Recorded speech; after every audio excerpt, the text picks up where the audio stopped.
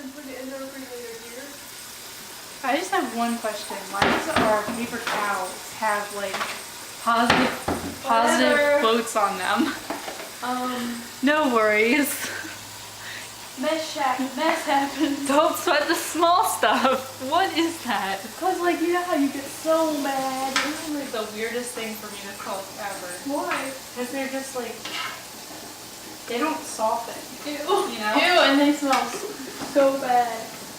I have lived in Carroll County my whole life. I was born into a very Baptist immediate family as well as extended family. My parents knew that I was gay from a very young age. I would say probably 2 or 4.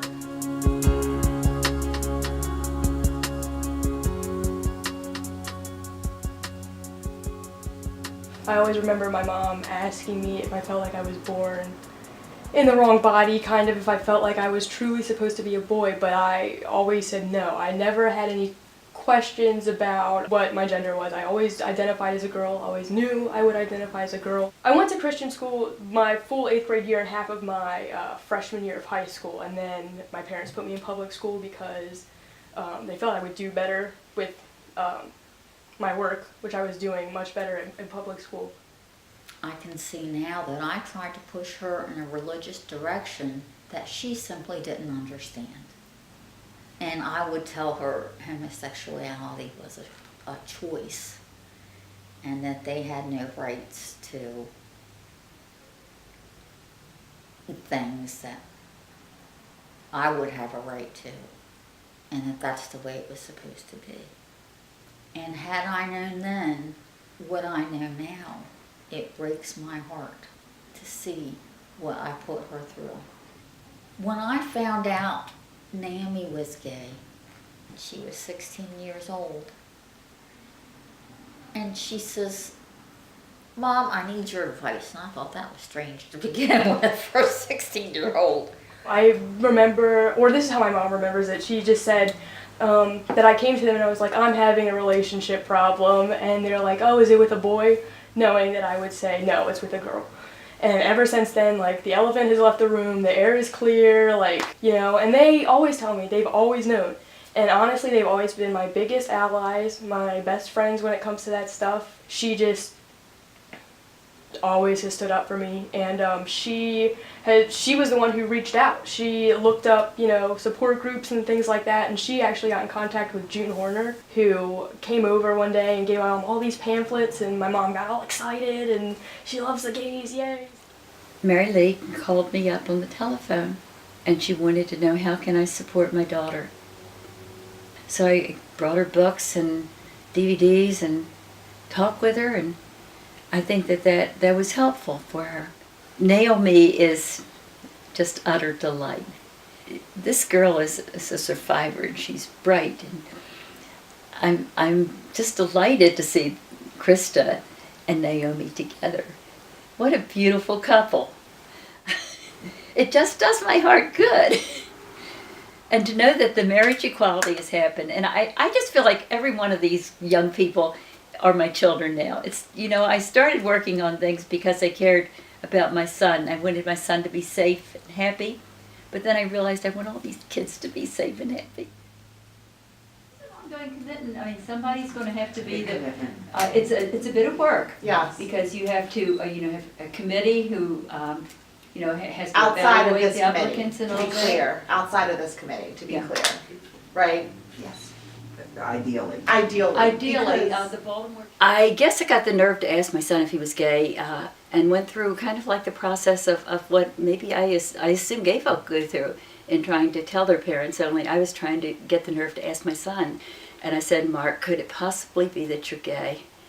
And he said, "Oh, I don't have enough life experience to know who I am, but I think I may be." I said, "Well, how long have you thought you may be?" He said, 10 years. And I thought, 10 years? And here I am his mother, and I love him more than life itself. And that still was not something safe to share with his parents. Young people should not have to go through that. That was how I found PFLAG. It was like, there, I found it.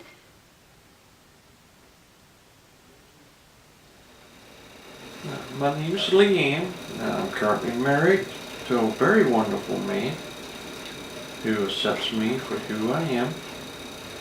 I am post-op transgender. As far as I'm concerned, it's a birth defect. And I've had surgery to correct it. Now here I am accepted for who I am. I can go out and go in the stores. A few people give me strange looks for the vast majority. It's no big deal. Now also I've become involved in a church, which is in St. Paul's over in Westminster. It is an open and affirming church, a very accepting, and I was welcomed with open arms. And for me, growing up, never being accepted, it's a big change. And I finally feel like I'm home. If there's someone out there who wants to talk to me, I'm open to talk with anybody who needs it. Now, that's one of the reasons I'm involved with PFLAG, that I can give back to the community that was there for me when I first started transitioning, when I had more questions than I had answers. We can become molded into that, or other things that we could struggle with, such as alcoholic, overeating, gambling, depression. All sorts of things can mold us into something that God doesn't intend for us. It's not her choice. It's not her choice. People will say that, and it's not her choice. And then there's this thing about nature or nurture. Gender is fluid and not sex. I mean, the idea that sex is biological, but gender is created by our culture. And I think that often stereotypes are created based on what we believe to be true about men and what we believe to be true about women. Is it okay to be molded into being homosexual? It's I don't know if it's okay. I just know that it's not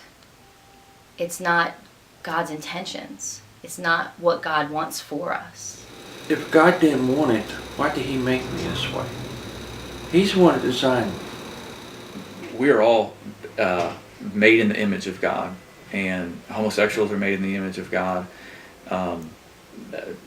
Me, with all my problems, I'm made in the image of God too. I think that one thing that God understands very well is that everybody's different, people are different, and we all struggle with different things. We all act different ways, we behave in different ways, but we are still all children of God and created in His image, and He loves us all the same. He doesn't have any sort of discretion. I truly believe that once you're an alcoholic, you're always an alcoholic, and once you are gay, and it's not, I don't think being gay is really something that you're born with. It's just something that you claim. Okay, these are the feelings I feel, these are the choices I've made, these are the thoughts I have. So all of this proclaims that I'm gay. Okay, so if I'm proclaiming that I'm gay, does that mean I have to act out on it? Does that mean I have to live it? Does that mean I have to become what gay stands for? I don't believe so. It's nature. She was born gay. She was born gay, and God made her that way. Fast forward kind of to 8th grade, that was kind of when I realized it myself, that I was having attractions to people that happened to share my gender. So I got very confused because I had gone through Christian school for my whole life, and I always knew one man, one woman, like, they're, no homo, like, you can't do it. So I was very upset with myself because I love my relationship with Christ. Like, to this day, I think my relationship with Christ is like my #1 relationship. And so this had me very confused and very upset with myself, and I just started to hate myself completely because I felt that I was wrong. So in 8th grade is when I started cutting myself, and I have scars now. Like, I have a scar on my leg and it says FAG on it. Like, I just hated myself so much for who I now know that I am and I can't help. I found out she was cutting herself, and I didn't know. They wouldn't tell me what she cut into her legs. I didn't know she cut that into her legs until now. And if I had have known, I could have helped her, maybe. I can't believe she hated herself so badly for being gay that she would cut herself. I choose to use the things that come my way as a stepping stone to become molded to what Christ would like me to be. I have 8 children, and with each one is a new milestone of my life. God is in those struggles. What we can see is that God is always in there with them through the struggle, and typically uses that to develop them into the person He's creating them to be. You know, being gay in society can be a blessing because it's not easy, but you are constantly confronted with, are you going to live the truth or are you going to live a lie? And in doing so, that opens your eyes to so much, but it also opens your eyes to other people and their struggles. When Naomi mentioned going to PFLAG, I really had no idea what it was. Seriously, I couldn't have less of an idea. We were just going to something that she said we were going to, and I said, okay. So we went, and I cried literally the whole meeting. I just bawled, because when I see people loving other people, it just makes me cry because I'm so happy. I feel that we've been very successful in our goals so far here in Carroll County. We've expanded into working with schools now, and we've gotten good visibility. We've been there to answer. So I think we are making a difference. We're making a difference, and we're making a safe spot for these young people who are out there looking for a safe place to come, because there isn't really that place yet. Then if people do get involved, just having a sense of community. Just once a month knowing that people can come there. And in life, when you have choices, then life is so much easier to bear. When you don't have any choices, you're stuck. Attending PFLAG and attending St. Paul's has really helped me to reconcile my faith and who I just happen to be attracted to in ways that is hard for me to describe. I think it has a lot of positive because all of us need support. But they stop short because they're not portraying the truth of the ability to overcome anything. Being involved with PFLAG now and seeing so much of the community dealing with this is, for me, it was incredibly liberating, because it wasn't just gay people doing this. It was everybody doing this. It was our community trying to make our community better. And so much of my life was framed by me against the world. And now it wasn't me against the world anymore. And in some ways, I feel like I'm and I don't want to cry on this, but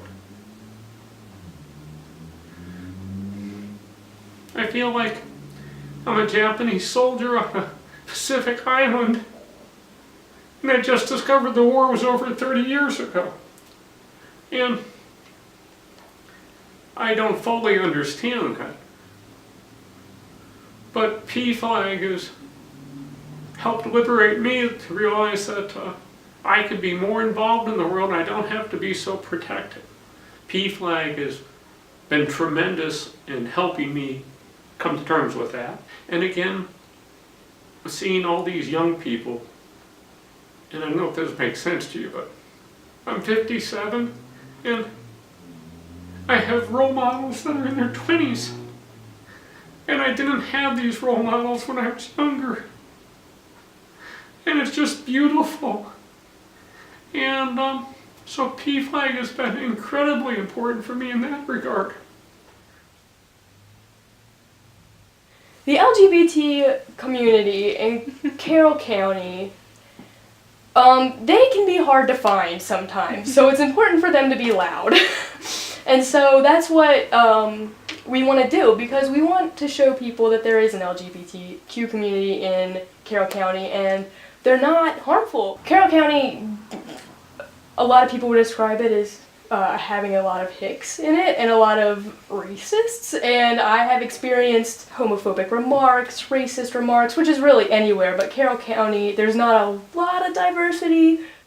It's more common, I think, and it can be hateful sometimes. I think that there are church groups who certainly come across as homophobic, and I think that's sad and misled, and they miscommunicate. I think they should question their motives. And do they not like homosexuals because of a fear? People are so afraid of what it means to be different. And I think that I'm so disappointed in people because of that. You know, if they just took a minute to sit back and think, what does it bother them that there's someone who loves someone? And that's really what it boils down to. Somebody who loves someone. You know,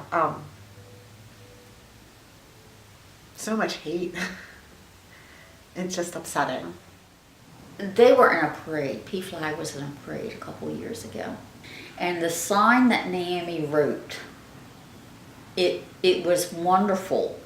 It didn't say anything negative.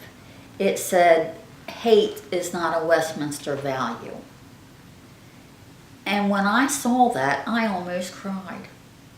I guess it might have been the Westboro Baptist group. The first time I saw that group standing there with their signs saying, God hates fags. And, you know, it made me so sad. I think all of us did. Felt badly to see that. This tolerance doesn't come, tolerance doesn't come from nowhere. You know, when we have many parents in many very conservative private schools teaching not necessarily hate, but kind of what turns into hate. Well, we live in Carroll County, and so I think there's a lot of misunderstandings in the larger community. We have a conservative community, and PFLAG hopefully can help to dispel some of those misunderstandings about GLBT folks. We build bridges by standing on the shoulders of those who have come before us.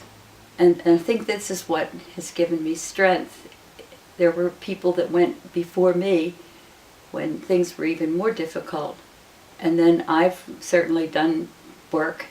And then those who have come behind me, who are the next generation, are going further still. And I think this is how progress happens. And it's never just one person, but many just caring and doing the best they can.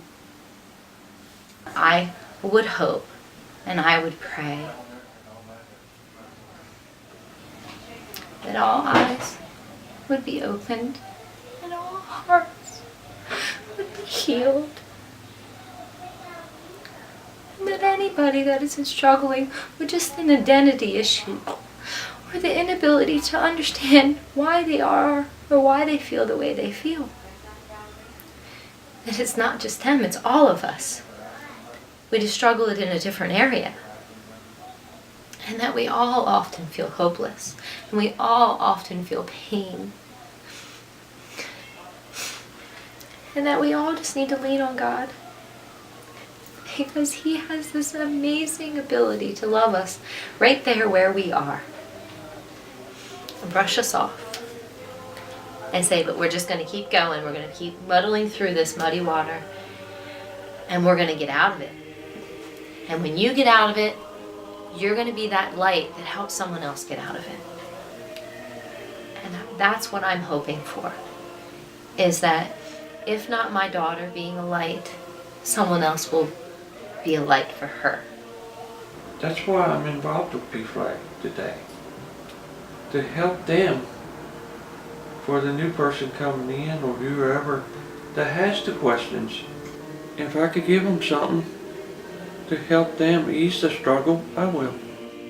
I mean, if we don't speak up, We have to do it. And it's not always easy. But it's utterly, utterly important.